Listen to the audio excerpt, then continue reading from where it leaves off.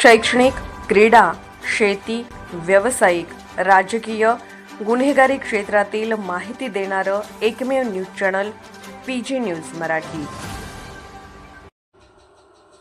दारू अड्ड्यावर बेलवंडी पोलिसांची कार्यवाही.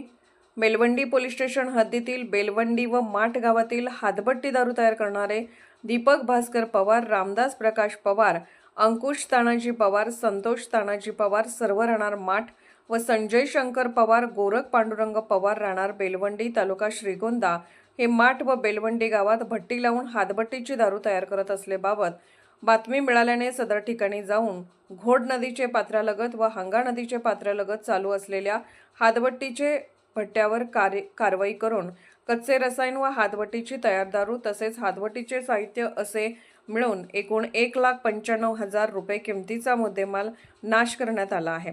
सदरची कारवाई सहाय्यक पोलीस निरीक्षक नंदकुमार सोनवलकर व पोलीस हवालदार यमगर, पोलीस हवालदार आवटी, पोलीस हवालदार दहीफळे, महिला police Naik Surekha Walve, police constable Firoz Tamboli, police constable Vinod Pawar यांच्या पथकाने केली आहे.